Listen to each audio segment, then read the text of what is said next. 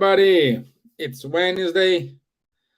Today, I want to say apologies for our delay, but we had a technical problem behind the computer here.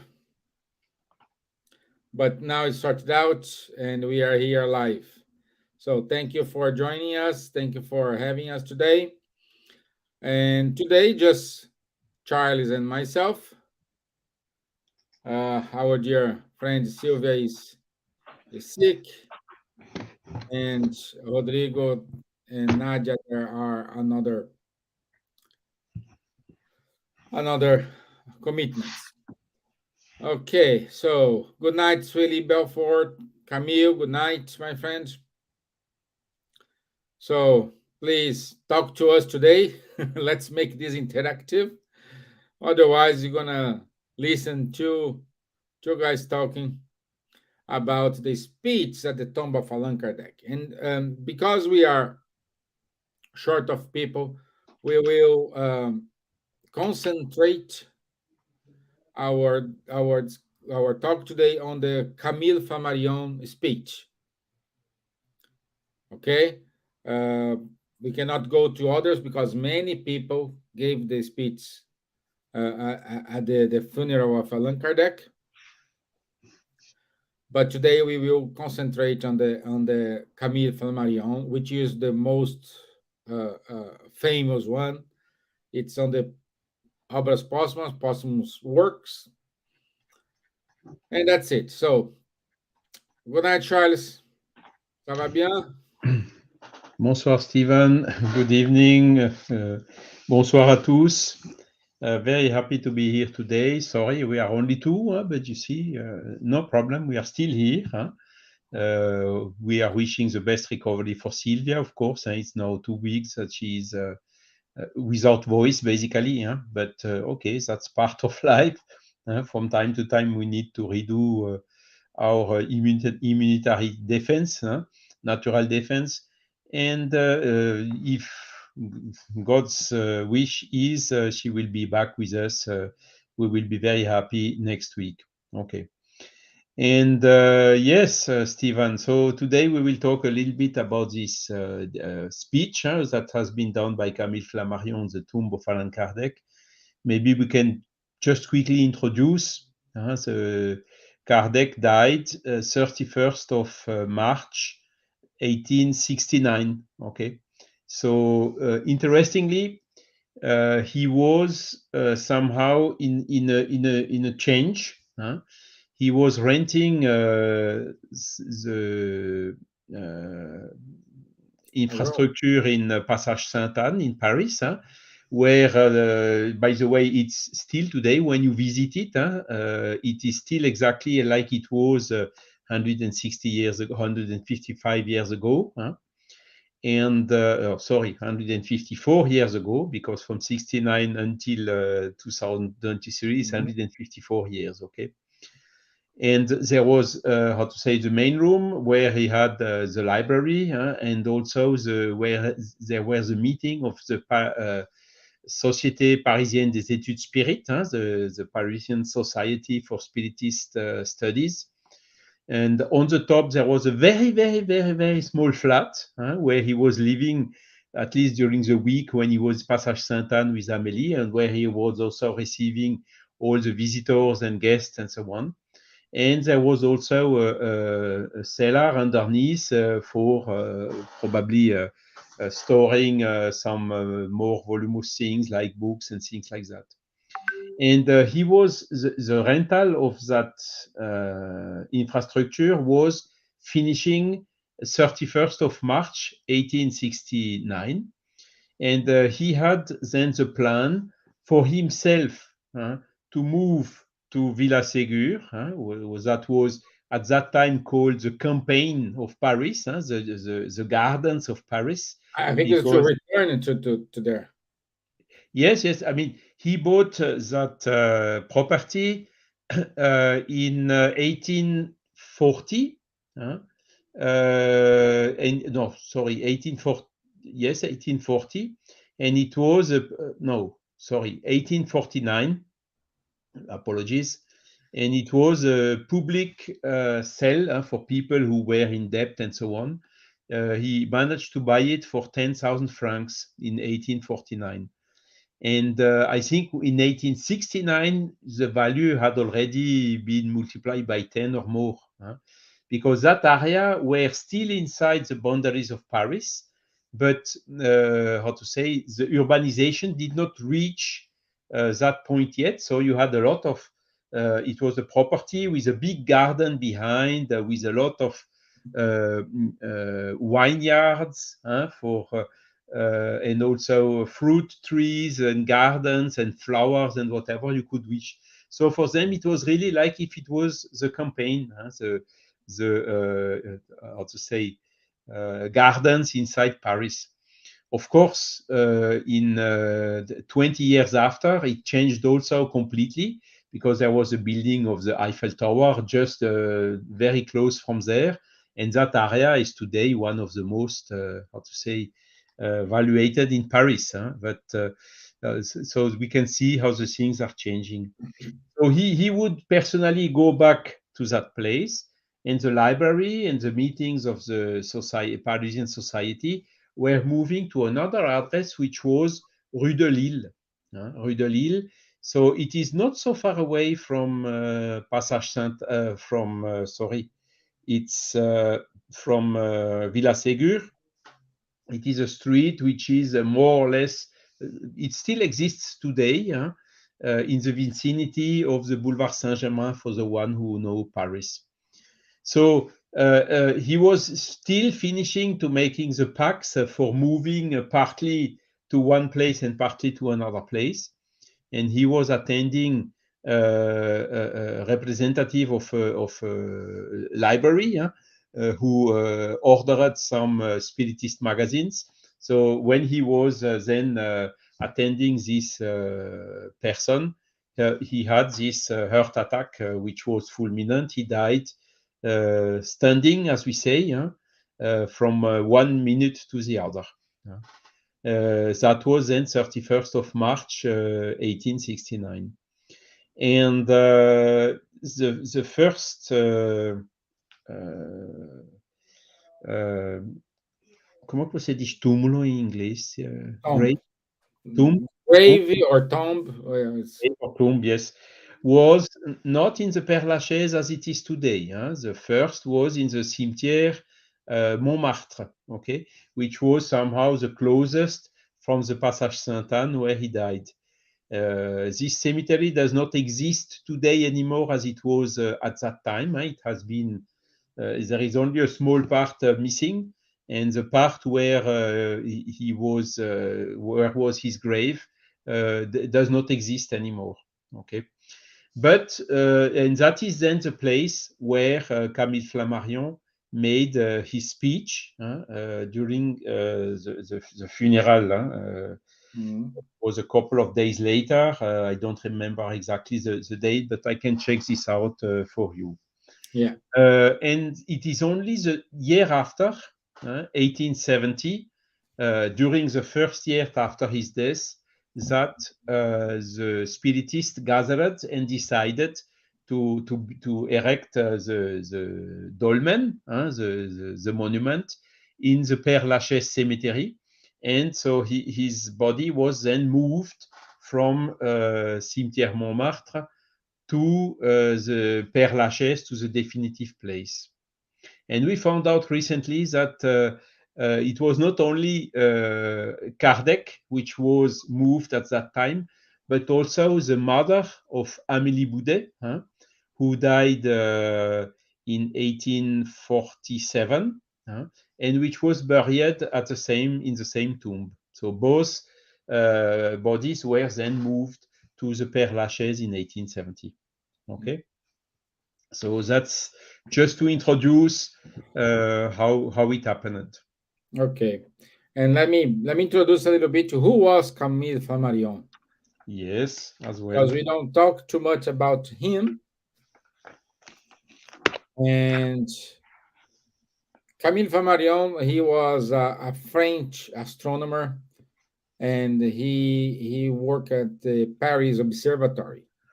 He lived from 1842 to 1925. And he met Kardec when he was writing a book, The Plurality of Inhabited Worlds. So this was in November 1861. So he went to the Society of Psychology Studies, which Kardec was a president at that time. And then it was love at first time. So they met. Kardec was about to introduce the Spiritism. That time it was the Spirit's book, and for sure make some sense for Camille, and he became one of the he joined the Society of Psychology Studies as a member. So this is a short briefing about Camille Flammarion and how he was introduced to the Spiritism teachings in 1861. Okay, So he was so 19 years old, huh? Not even 20 years, huh? no, 1842 to 1861. Huh? So he was very young, and he was medium, okay, and so he participated to the sessions of the Parisian Society for Spiritist Study, huh? And he received at the beginning several communications of the spirit of Galileo, huh?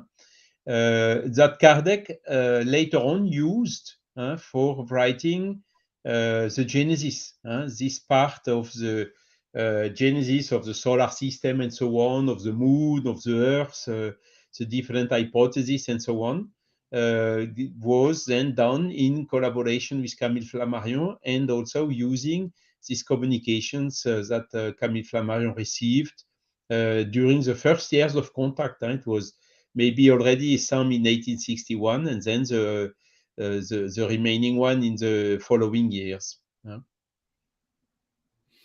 And indeed, so Camille Flammarion he started his career as an astronomer. At the end, he was extremely famous, not only in France, but I think also worldwide, thanks to his studies. And as you told, Stevan, he was, how to say, manager of the observatory in Juvisy in Paris, with a big telescope for coordinating the Astronomy Society and the researchers in France.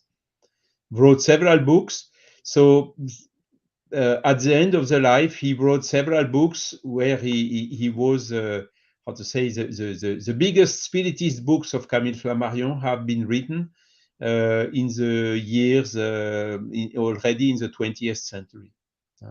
The first book were, for instance, about the plurality of the inhabited world, but also about God, about the conditions for living in these different planets and so on. So and really, the theory he advanced at that time and that Kardec reproduced in the Genesis was quite advanced for that epoch. And today, the one which is presented by Kardec in the Genesis is recognized as being the admitted one by the science nowadays. So it's quite remarkable to see how Camille Flammarion could help in this way, for really giving a lot of scientific credibility to this book of Genesis of Allan Kardec. Mm-hmm. And one of the why his speech was famous is it's because he was again young and he affirmed that Spiritism is not a religion, it's a science. So when he said this, like a young person, well recognized scientist saying Spiritism is not a religion, it is a science. That's why one of the reasons his speech was um, well known and became famous. So let's go to the speech itself and put it here. So let me read you, Charles, the first paragraph, just to see how he introduced. And in the first paragraph, you kind of observe that he was very close to Kardec. And he started saying, it is under the blow of the deep pain caused by the premature departure of the venerable founder of the Spiritism teachings that we approach our task, simple and easy for his wise and experienced hands, but whose weight and gravity would overwhelm us if we did not count on the effective cooperation of the good spirits and the indulgence of our readers. So clearly here we can see what, I don't know, perhaps everybody knows. We don't have someone saying, oh, Kardec wrote. No, Kardec was one of the pieces who brought to us the Gospel according to Spiritism, all the five books. And here, Camille, he emphasized that Kardec was the right person, experienced person at the right time, but nevertheless, all this happened with the help of the spirits and the methodology Kardec used to write those books. What was the methodology? He asked many questions, different spirit centers around the world. He collect the answers. He will see the connections. So Camille, thankful all those who contribute directly or indirectly to compose these works from Spiritism. Yes, indeed. And of course, Camille Flammarion, from his education, was more oriented to the scientific aspect of Spiritism. And in another place of this speech, that he's qualifying Kardec, that Kardec is what we could call in French, le bon sens incarné. So it is the incarnated common sense. So Camille Flammarion was really in big admiration about the way of reasoning of Kardec, making this clear reasoning that we can see in all his books of Allan Kardec, and that really calls the attention of Flammarion. On top of course, all these criteria that Kardec followed, and that Flammarion was also deeply recognizing the validity. He who was this big scientist. And one can even add on top of this that this methodology that has been used by Kardec, this universal control of the teaching of the spirits, was really, how to say, something outstanding, because at that time, we had Descartes, of course, who came with this after the Greek philosophers, of course, making a concept of the methodology of science. We had also Auguste Comte with the positivism in France, also developing a lot the scientific method. And Kardec was, of course, following all those concepts, but he also did anticipate some others that came that were defined only later on by Imre Lakatos, for instance, or even more recently in the 20th century by Thomas Kuhn, with some criteria like the falsifiability, admitting that a scientific theory is valid only as so far as nobody is proving that it is false. So giving a clear idea that science is changing and evolving and progressing and improving with the time. And Thomas Kuhn, he insisted in his how to say talking about scientific revolutions, giving the example that the Newtonian theory was valid until Einstein came in 1905 with the relativity theory, where he proved Newton is correct within certain limits, but when we go out of these limits, we need to take in account some other factors that he introduced in his relativity theory. So that is typically an example of this scientific revolution. And Kardec, when you read, for instance, the Genesis, the first chapter, which is the character of the Spiritist revelation, he is also introducing this concept of progressivity of the Spiritist teachings by clearly stating nothing is cast in concrete. If someone, science comes and proves that Spiritism is wrong in a certain point, Spiritism will immediately adapt and change that point. Mm-hmm. So it did not happen so far for all the fundamental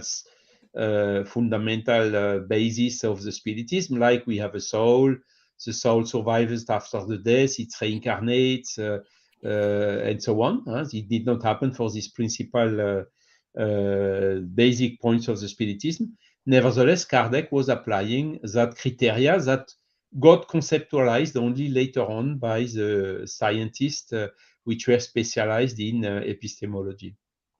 Yeah.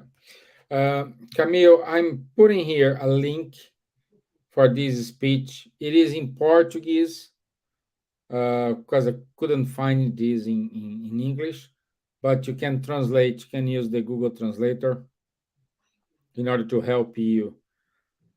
And also, Charles, Camille put it here.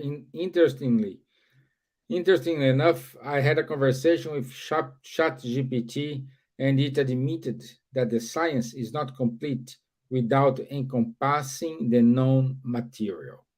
Absolutely. This is, ChatGPT is quite wise in this aspect, because Camille Flammarion also in the speech, he recognizes the courage and the opportunity and also the way he did it of Kardec for introducing the scientific methodology for investigating non-material aspects. So questions like the soul, the spirit, the perispirit, the mediumship, and so on. And it is really, how to say, a revolution as well, somehow, that Kardec brought, and that still today is not yet understood. Yet, you are talking about ChatGPT, and indeed, ChatGPT is correct, because nowadays, the I would say mainstream science is based still on the materialistic paradigm. In other ways, only the matter that we can, the tangible matter, the matters that follow the law of physics as they are known today, including the relativity law from Einstein, also the quantum physics and all the others. It is only this that exists in the universe, nothing else. So it's just a statement, but it is not proved nowhere. And on the opposite, that was what Kardec inaugurated and was clearly recognized by Flammarion in his speech.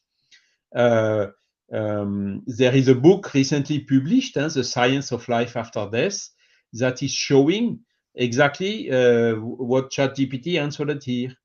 So there is now a kind of convergence of evidences, that there is, how to say, not only the material things are existing in the universe, but there are also some non-material beings like the spirit, like the perispirit, some other forms of matter that are not limited by the speed of light and so on. And there is really a convergence of proofs in this way. For instance, EMI, mediumship, recording of past lives, mediumship with proofs, evidences of the identity of the communicating spirits, and so on.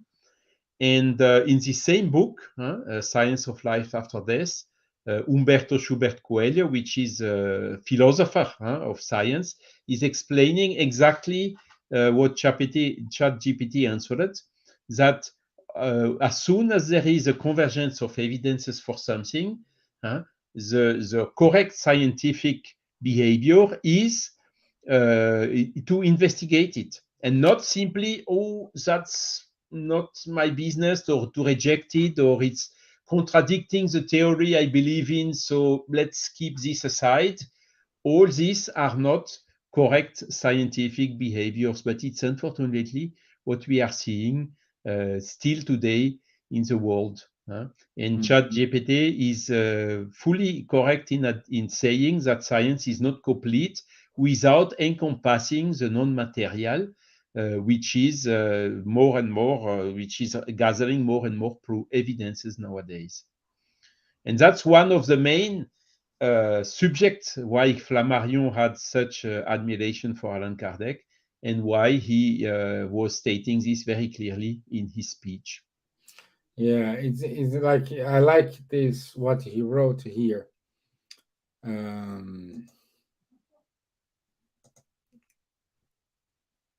It is one, two, three. It's in the third paragraph, Charles. And From the beginning? From the beginning. Yes. Incisive, concisive, profound. He knew how to please and make himself understood in a language that was both simple and elevated, as far from the familiar style as from the obscurities of metaphysics. It is exactly, because we need. Kardec was able to explain difficult things like we today. How many people give a talk here to explain something, and sometimes nobody understands. It's still difficult to understand it. And Kardec was able in 19th century talk about it with such natural way. And this is what we still can see, and it touched me also the first time I read the Kardec's book. The language is extremely clear, and he's not using, when you go to you listen today to a scientist, or even not a scientist, someone who is specialized in a given area, he will use a lot of dedicated words of that matter, or of that trade, and if you are not if you don't know all the specific vocabulary of a given area, you are immediately lost when you read something, And what did Kardec do in the Spirit's book? He was clearly defining in the introduction, at the really beginning of the book, these are the words that I'm introducing, new words like spiritist, spiritism, and so on. And this is, for instance, in the case of soul, when I talk about the soul, this is exactly what I understand when I'm using this word. So that was really one of the big quality recognized by Camille Flammarion, of the clarity, and also of the language of Allan Kardec, and also clear, but also simple. And also, this is, let me check it here, Charlie. So if this is what you go to two paragraphs later on, he was alone, but we would call him Legion. Yeah. Yeah. And indeed, when he started in 1855, as we explained it also in a previous life, all the people were motivated by curiosity and so on. And he was really one of the only one at that time. Camille Flammarion is even saying alone, really trying to go to the point and understanding what's happening in a serious way. So he how to say, put aside immediately the curiosity, and he saw by intuition, of course, because he came for this. That was his mission in this life. He saw immediately that behind this phenomenon of turning or dancing table,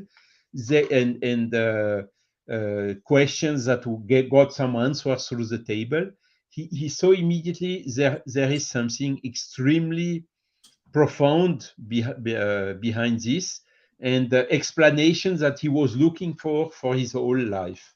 And so he did not lose his time like we see it. Unfortunately, we saw it a lot of times later on in demonstrating and demonstrating and demonstrating again that the table is really moving and so on. He just went to the essence of the phenomenon, taking the content of it, which is what are the spirits saying, what are they teaching, and built the spirits book, going immediately to the consequences, not staying onto the phenomenon, but going to see, to encompass the whole, all the aspects behind this phenomenon, and demonstrating also the big consistency between inside the spiritist body of knowledge and the spiritist philosophy. And that is also what Camille Flammarion is here mentioning in his speech.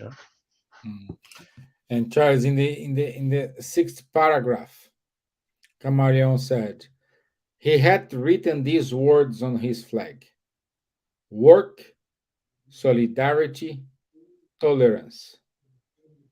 Let us be like him, indefatigable. Let us be according to his wishes, tolerant and supportive. And let us not be afraid to follow his example by putting back into his hands 20 times the principles still discussed. Exactly. Yeah, remember last week when we are talking about what was the Kardec's advice for those who were against the Spiritism, for those who are persecuted the Spiritism. Kardec say, don't say not, silence. But he was Kardec, so he can say that because he was tolerant, he was solidarity, he worked a lot, he was an example of what he he was inspired to write in those works. So he had a life. He was a good man. Now you have it in the Gospel according to Spiritism, the chapter for what was a good man. Yes, Kardec was an example of that. indeed. So it was not do what I say, but don't do what I do. So Yeah. Kardec was exactly the opposite of this. And here, Camille Flammarion is also recognizing not only the scientific aspect of the spiritist body of knowledge that Kardec produced in his mission. He is also touching to the ethical and the moral consequences, solidarity and tolerance. So these are really the values that we still miss a lot here on the earth. If there would be tolerance towards the people who are thinking differently than us, if there would be solidarity, so in order to, like it's happening nowadays in France with this question of age of retirement, it's really a battle, a fight. There is no solidarity, there is no tolerance. It's a fight, and for such things, where, as we say in French, in our life, sometimes we have to tighten a little bit more our belt. So to make some sacrifices in order to save something for the good of the community. So it's a kind of abnegation. We give something from our own interest in order to save the overall interest of everyone. And this is clearly still missing a lot. Instead of sitting together, everyone is fighting for his position, and there is no real dialogue. And without dialogue, we cannot solve this type of unpopular questions that, unfortunately, from time to time are necessary. And Kardec really work the first. We are still discovering in all these letters and all these documents that appeared 5 years ago. There is one letter that he wrote to a doctor admitting that he was working 18 hours per day and sometimes even a little bit more. So, and that's why in beginning of 1865, for instance, he almost died.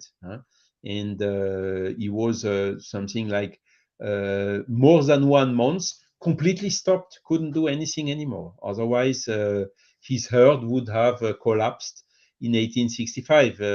And he had still to publish the 2 last books, the Heaven and Hell, that came in that same year, and the Genesis that came in 1868. Yeah. And here as well, Camille Flammarion was really admiring these qualities of Kardec. Yeah, and Camille, he said, yeah, absolutely agree. The language used in the codification is simple and logic is undeniable.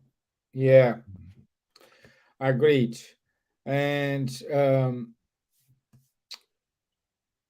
let me see which I paragraph. think Camille is reading the books in Polish, correct, Camille? Or maybe in English? Yeah, he Because said indeed, the Polish translation done by Konrad Jerzak Camille is said quite good. he understands Portuguese. So Portuguese, okay. yeah, The Portuguese translations are also very good. yeah. Let me.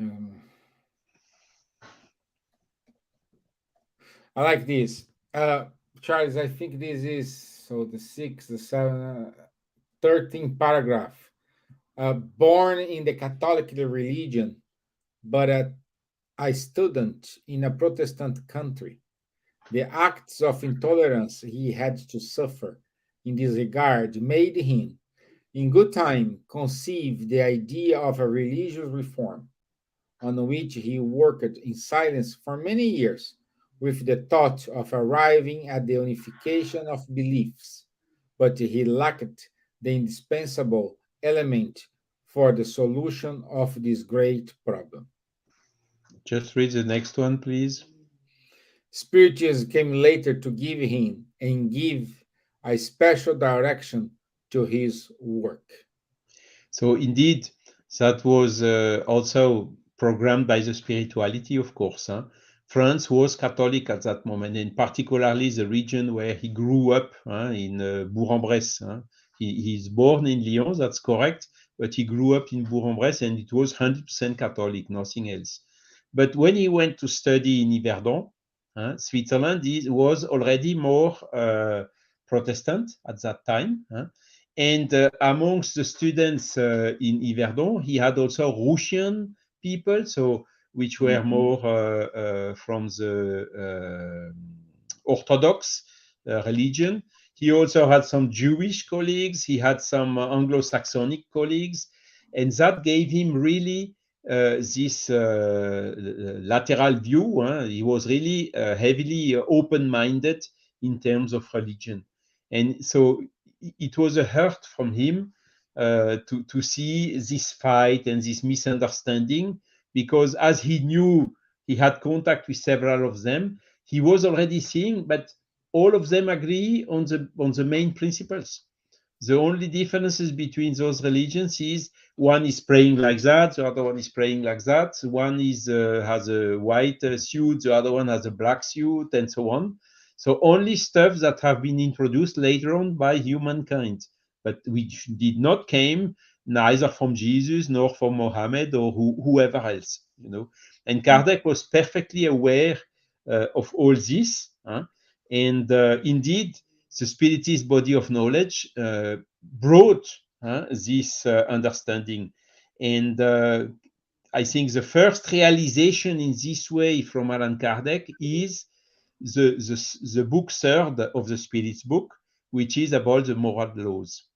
That was really, he was showing on all these moral laws, the one who does not agree with this, okay, he must come and explain. Maybe he has something better, but so far, this is what we can find in all the principles of the basic principles of the religions. And later on, of course, he wrote the Gospel according to Spiritism. That was then looking more carefully to the teachings of Jesus and comparing it with all what the Spirit were saying, bringing back to the right interpretation of all these teachings. But this book, the Gospel according to Spiritism, there could be equivalent book like the Vedas according to Spiritism, the Buddhism according to Spiritism, or the Quran according to Spiritism, exactly in the same way, because all these basic moral teachings are identical in all the different religions around the world. And that was also one of Kardec's concerns, as Camille Flammarion is explaining him. You must know also that Camille Flammarion was very close to Kardec, so he got invited a lot of times in the weekends in Villa Ségur, where it was a little bit more informal, the exchanges, and Kardec explaining all these items that Flammarion is remembering in his speech. And the date I found it was the 2nd of April. So he died 31st of March, and the funeral was 2nd of April, 1869. And Charles, just conscious about time here, I will put a big jump. After the introductions of the Kardec, he said, Camille said, instead of the principle, outside the church there is no salvation, which entertains the division and animosity between the different sects, and which caused so much blood to be shed, Spiritism has its maxim. Outside charity, there is no salvation. That is equally between men before God. Tolerance, freedom of conscience, and mutual benevolence. Exactly. Yeah, Outstanding, isn't it? it is And Kardec, amazing. he could have said, out of Spiritism there is no salvation. But he did not state that. He stated, out of charity there is no salvation. Okay?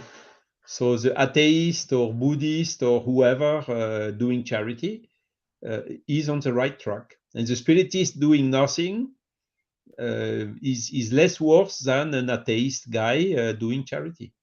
It's out of charity that there is no salvation. So these are parts of these diamonds that Kardec brought to us, clearly. And the next paragraph is also very interesting. It is wonderful. I was saying, well, let me read this. Go on. In place of the blind faith that annuls freedom of thought, he says, there is no unbreakable faith, but that which can look reason face to face in all the ages of mankind. Exactly. Faith needs a foundation, and that foundation is the perfect understanding of what one must believe.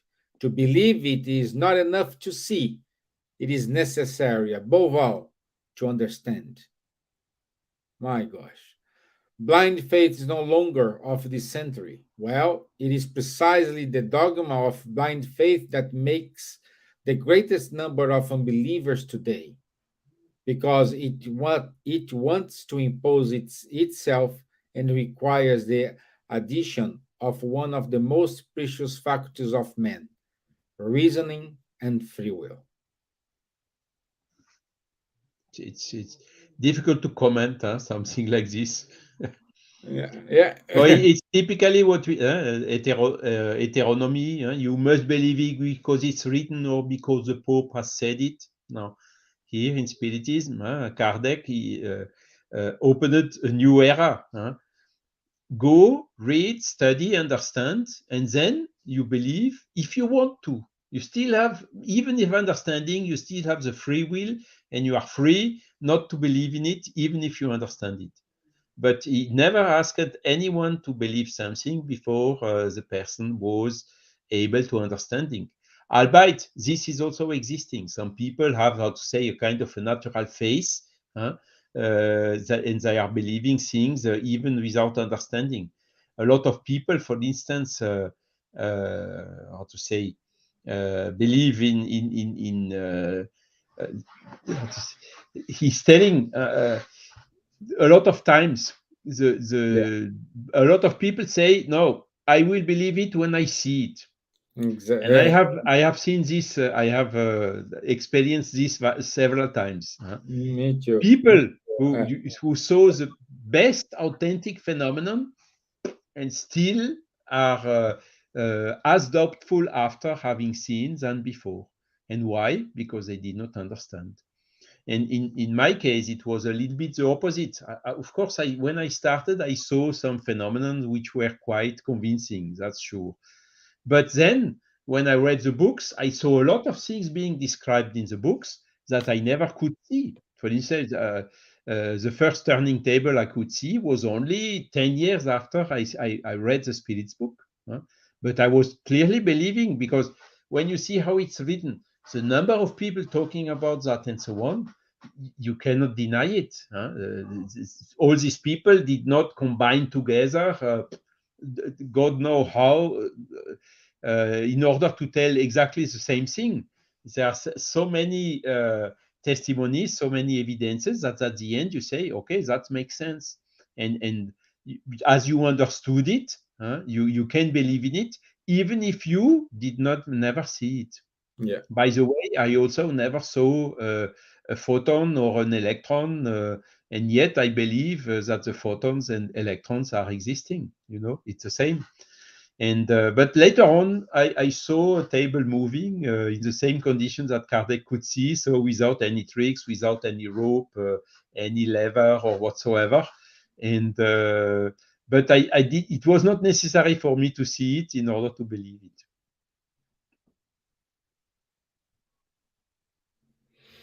and see, Marco wrote to us this sentence: "Our of church doesn't have salvation." There is no salvation. Yes. Uh, Catholic, so Kardec took this one for him, but changed it. Charlie Rose doesn't Yes. have So salvation. he made a kind of a paraphrase, I think. Yes, Huh? yes.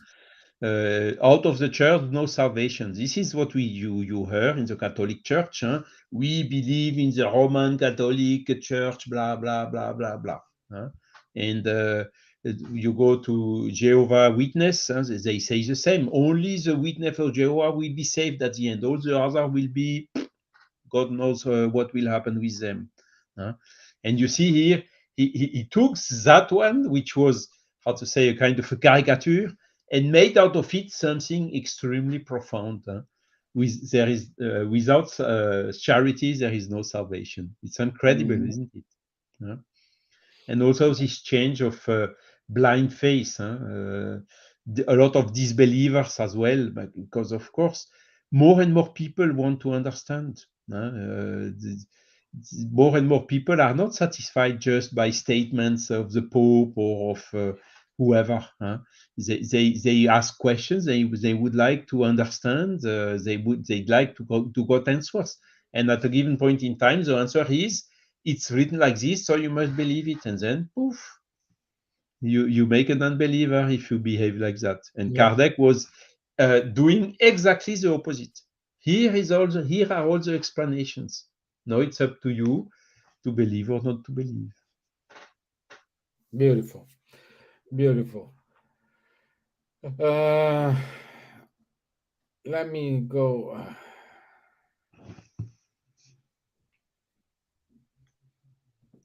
It's quite long, the speech, Yeah, so we cannot go to all the points. We just have taking some cherries and encouraging every one of you. I can give you it's but in French as well. So I found an original. It was published in 1869. The discourse.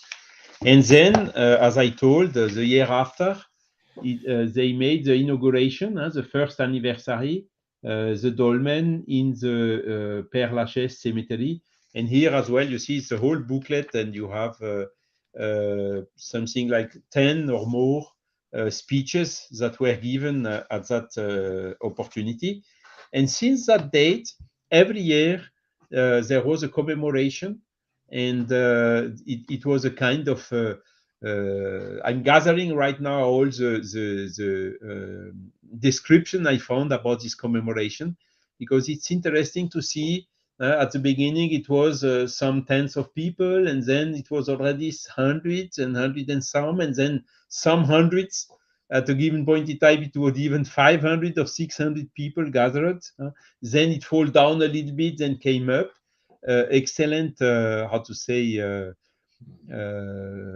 indicator of the popularity of Spiritism along the time. It was a little bit lost in the last periods, but in the French Spiritist Federation, we took it back, at least before the COVID. So there was some interruption due to the COVID. But still, we will. This year also, there was a commemoration not in front of the monument. So every year we do something homenageating the anniversary of the death of Allan Kardec. yeah, yeah. Okay.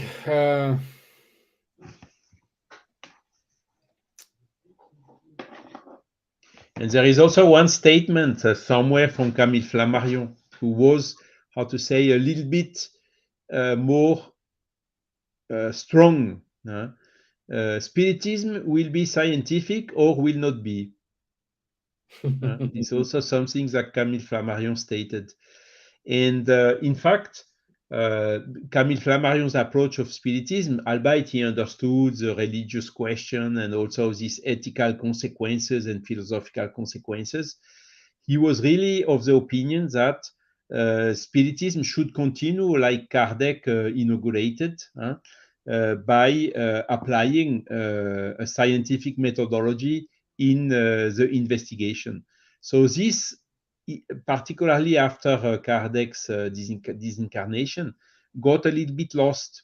And that was one of the reasons why Camille Flammarion did not accept to become the president of the Society of Spiritist Researchers after Kardec's death, because the trend of some of the participants, or majority of them, was more to go to the religious aspect, or the, how Yes. to say, social assistance and so on, and to give up a little bit about the scientific methodology. And our opinion today is that we really should combine all of them. So keep the scientific methodology without stopping the social assistance and spiritual assistance, all these assistance activities that Spiritist movement is doing. Yes. Okay. So, Charles, we have just 3 minutes. It was quicker than I thought, but let me finish with the last sentence of the speech, the last paragraph. Let me read the last paragraph. A powerful individuality constituted the work. He was the guide and the light of all. The work on earth will have the place of the Indian, Of the or individual. the individual, yeah, of the individual. It will no longer gather around Allan Kardec. It will gather around Spiritism as it constituted. And by his advice, under his influence, we will advance in the right steps towards the happy phases promised to regenerated humanity. Exactly. So we will be there someday. Mm, After some incarnations, probably gonna reach there. mm. Yeah. So And what is also remarkable with Kardec is he made all what he could not to have uh, how to say to homenageated his person first. He always, when the people were, for instance, during his speeches or his travels, journeys, and as we told a little bit, 1862 in the last week and the week before, huh? Every time the people were homenageating him, he was saying, I understand that you are homenageating the spiritist body of knowledge that were brought by the spirits, that I was simply the instrument. uh. So when you're homenageating myself, you are in fact homenageating spiritist teachings. So he had always this attitude of humility and avoiding having idolatry and all these things, that is yes. generally unavoidable in such conditions. Okay. Okay. So let me put it here. Our announcements. Thank you, Marco. Marco saying thank you for sharing this. Yes, it was not easy, but we will probably we'll do another one with other speeches. So let's see what we can do. Let me share my screen and let's go to our announcements here. Okay, next Wednesday, 12th of April, we go to the purpose of incarnation according to Spiritism. 9 p.m. UK and Ireland time. For those brothers and sisters who like Spiritist psychology, please contact our friend Fabrício Assunção in Bournemouth Spiritist Society. He will give you more details about it. And since Monday, we start the World Spiritist Month. In order to get more details, I ask you to go to this web page, feal.com.br/mes spirita. You will have the English part, or French, or Spanish, or Esperanto. And every single day, we will have someone from around the world talking about Spiritism. So Chile and Colombia are already released, huh? And today will be released the third one. Let me just try to see which one it is. You can have the program on this website, huh? Go on, I will tell you who it is today. Okay, let me see here. Sveal.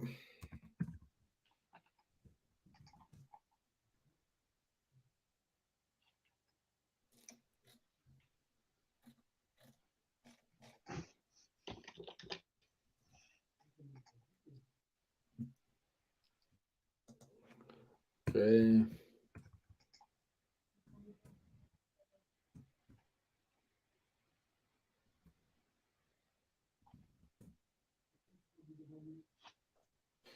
Okay, today.